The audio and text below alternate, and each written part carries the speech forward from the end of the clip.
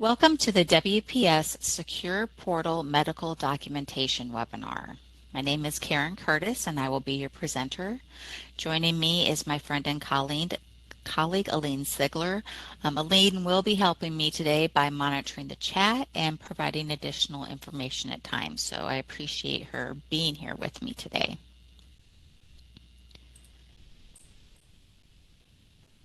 Now, each month I've been highlighting a function that can be performed in the WPS portal. My hope is to increase knowledge regarding these functions and give users the opportunity to sometimes see additional screens that aren't shown in the user manual, as well as ask questions. Today we are going to be talking about how to upload and search medical documentation within the portal.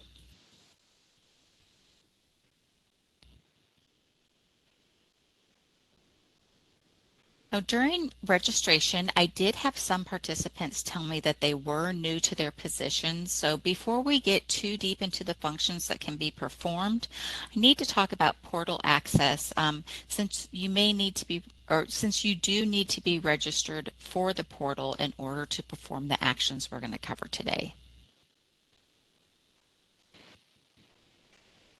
When you visit the WPS homepage, there's going to be a large box with our logo and the portal login box that you see here. If you click on other pages, the logo will disappear, but the login box is going to remain. Under the user ID field, you're going to find a link to register. So I have a box around it in this slide. You will be asked to accept the terms of use for the transaction area and the general area.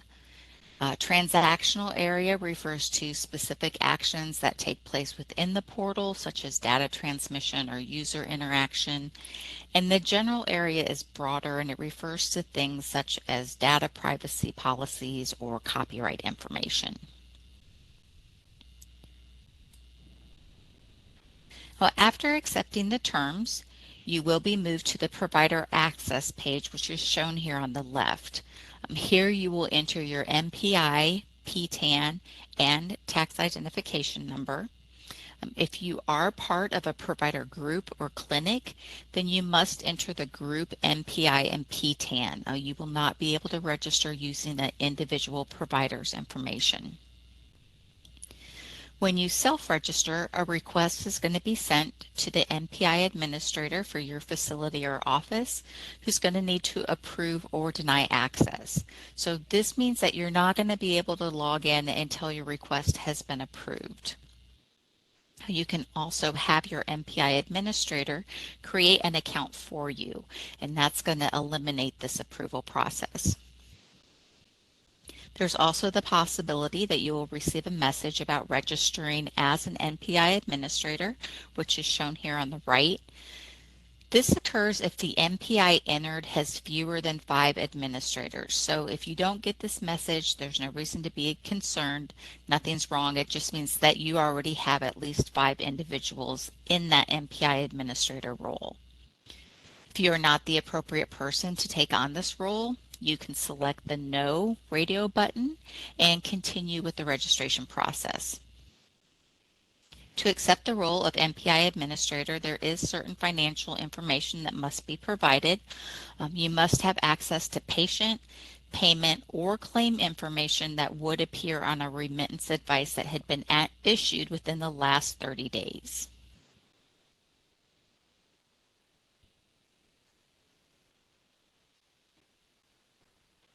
Now, the portal has 3 different access levels: eligibility, standard users, and MPI administrators.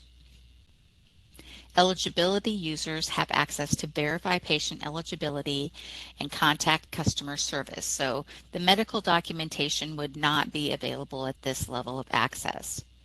The picture shown here is of a standard user's homepage. The MPI administrator's homepage looks similar, except they have an extra function that's titled Users that appears on the practice card between the My Profile and Customer Service. The medical documentation option that we're going to be talking about today is that 4th button on the transaction card.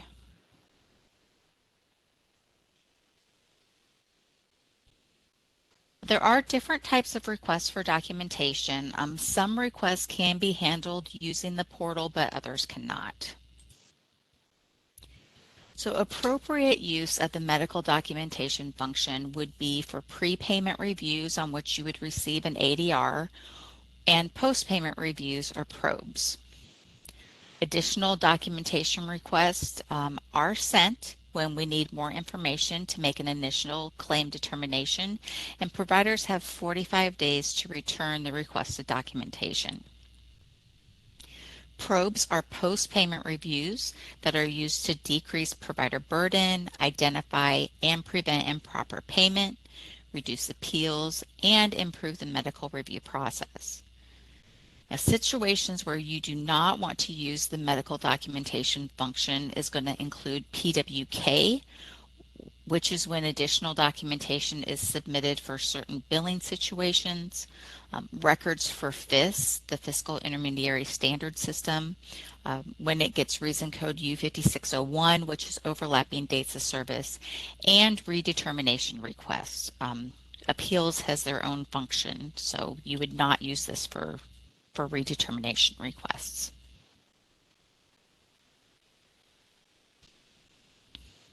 The portal will accept files in the formats listed on the slide. The portal can only accept one file that is 100 megabytes or smaller. If you do have more than one file to send, then those can be put into a zip file. Please do not put more than 60 files in a single zip file. WPS also cannot accept documents that are password protected, that contain macros, or have external links. So just some things to keep in mind when you're submitting that documentation.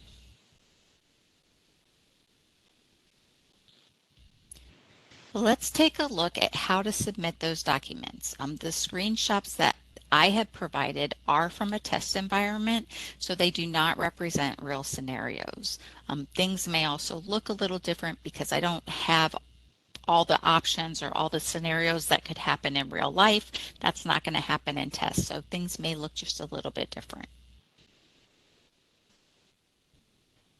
But there are a couple ways to access the upload documentation screen. The first option that you see here is from the claim search screen. This screen would be accessed by selecting the claim button, which is right above the medical documentation button on your home page. So after entering your MPI, the patient's Medicare number, and a date range, then claims that meet that criteria are going to be displayed.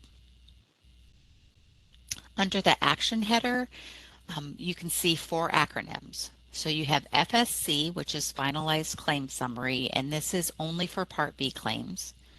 You have OCA, which stands for Overpayment Claim Adjustment, CER for Clerical Error Reopening, and MR for Medical Review. Now in my example, all of these acronyms are gray, and that means that none of these options are available for the claims that are meeting my search criteria. If the acronyms are blue, then that means that action can be taken on the claim. So MR, which I have shown here with a red box, would be available for pending claims where an ADR has been sent. The second option is to select the plus button next to the medical documentation button.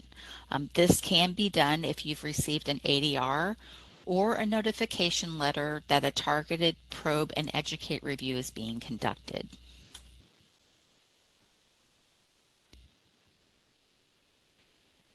Now here you're going to see information that will be required based on the type of review. If MR is conducting a prepay review, the system will require your MPI, the patient's Medicare number, the claim number, and the date of service. For post-payment reviews, you will need to have your MPI, the probe number, the patient's Medicare number, claim number, and date of service.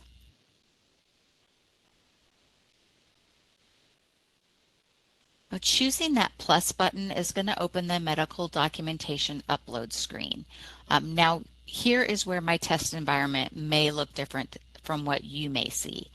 In the portal manual, you have two radio buttons with the option to choose prepayment review or post-payment review. After making your selection, then the appropriate boxes will appear for you to enter that required information. Now, when I select the plus button, I'm automatically taken to prepayment review, so a box asking for a probe number does not appear. I do want to call your attention to the blue banner at the top of the screen. It reminds you that if you are submitting an appeal, you should not send your request using the medical documentation function. Appeals and medical review are separate departments with separate workloads.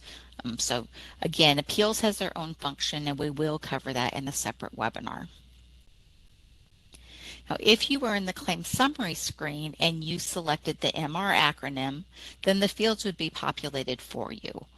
If you choose the plus button, you will need to enter the information. If you have access to more than one MPI, then you'll select the correct provider from the MPI drop-down box. You'll then enter the patient's Medicare number, the claim number, and date of service. Selecting the large upload file bar is going to allow you to attach your documentation files. Here's where things are also going to look a little different if you're uploading documentation. So for post-payment reviews, you have the ability to submit documentation for up to 400 claims per submission. So at the bottom of the screen, over on the left side, you're going to have a button that reads Save and Submit Another. And then on the right side of the screen, you'll have a button that says Save and Finish. Both of the upload options will give you a chance to verify the information you are sending is correct before you hit that Submit button.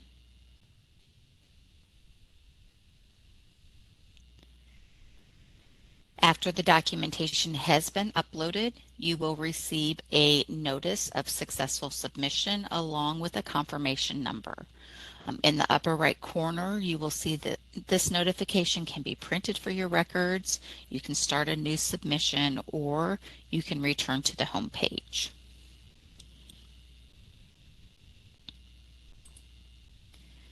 The portal also has an option to search for documentation that was previously submitted. To access this function, you're going to select that large button that reads Medical Documentation. And that's going to open the Search Medical Documentation screen, and it's going to display all medical documentation that has been submitted for your service locations.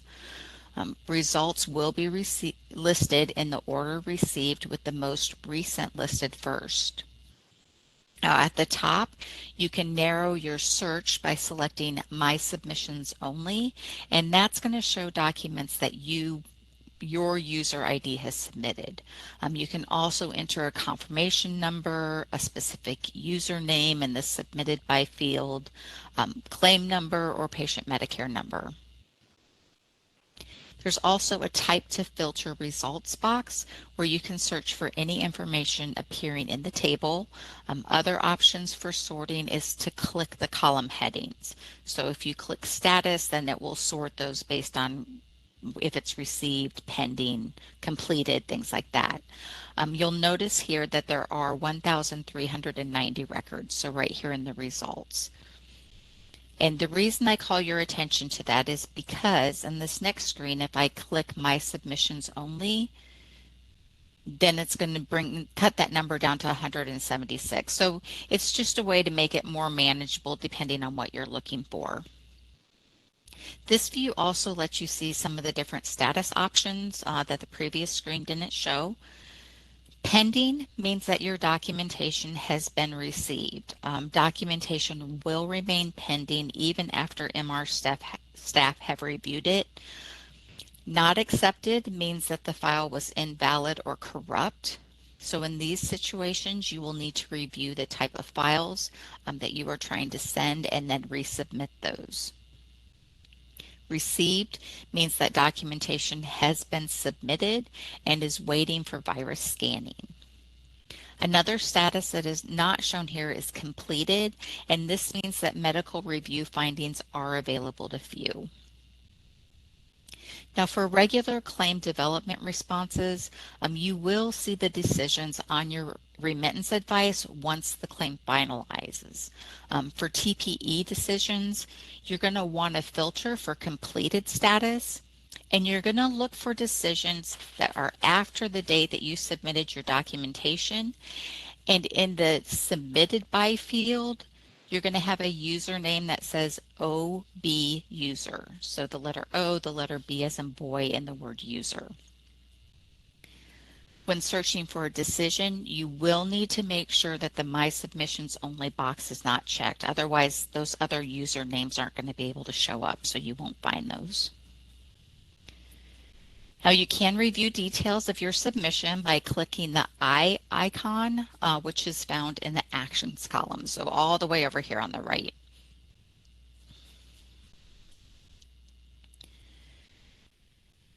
Oh, here you're going to find an example of a submission for a prepayment review. Submission information will be at the top, and it's going to include the confirmation number, the user who submitted the documentation, along with the date it was submitted and the status. You will then find the provider and patient information at the bottom, the documentation that was submitted. Viewing documentation may may not be available for all claims, especially those that are older. So that part may not be there.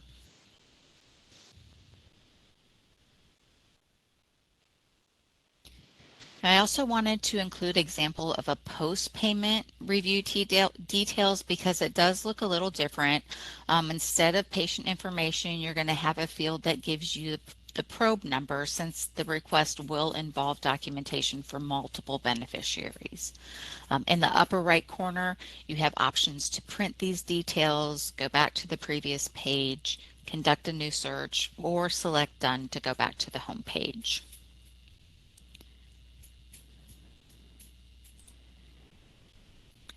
Now, I did receive some pre-submitted questions that I would like to answer before asking Aline if we have any that were received in the chat. The first question was how to add a non-listed NPI to the portal for online submission. I would like to take you out to the portal user manual real quick here.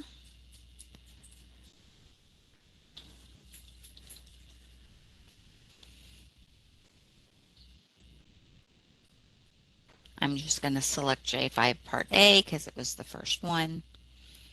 And I can show you what steps to follow depending on your situation. If you have not already registered with the portal, then you will need to you'll need to follow the instructions that are registering for initial access. I briefly talked about this at the beginning of the webinar, but here is where you'll find more detailed instructions on how to get registered. If you are somebody who is already registered and you just want to add access to another MPI, then we're going to scroll down here, and under My Profile, My Service Locations, those would be the instructions that you would follow if you want to just add another MPI to your access. Okay, let me go back. I did receive a couple of questions about ESMD. ESMD is not connected to the portal, but I am going to have Aline add a link in the chat to the CMS ESMD page for providers and suppliers. That way, if you would like additional information regarding that function, that could help you there.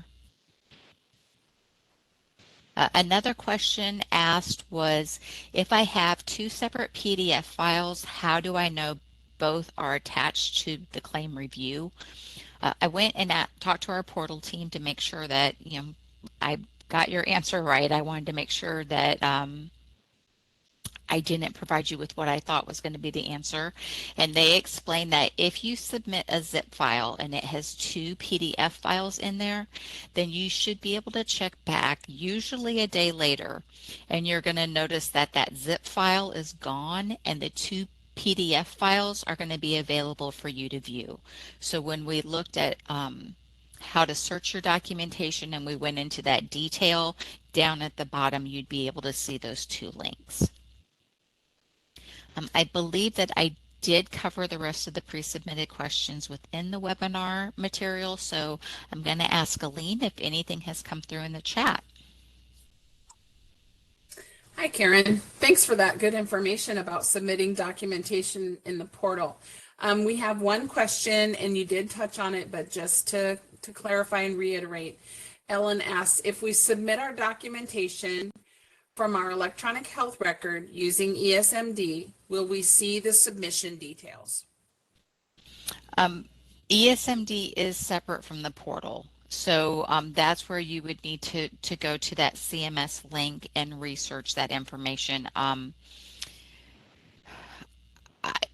My understanding is there is not a connection between the two. Okay, thank you so much.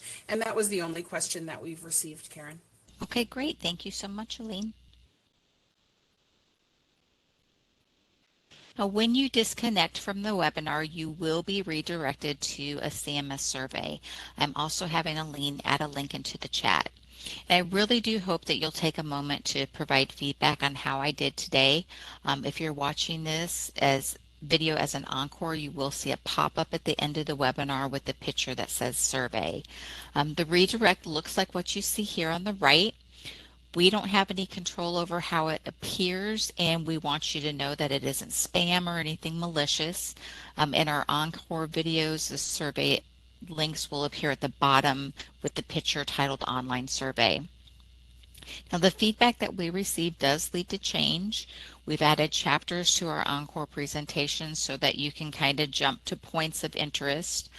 We have training indicators on our webinar description, so we maybe provide you some more detail as to whether it be something that you'd be interested in. Like we'd have a T for technology or an A if it only applies to FIS, things like that.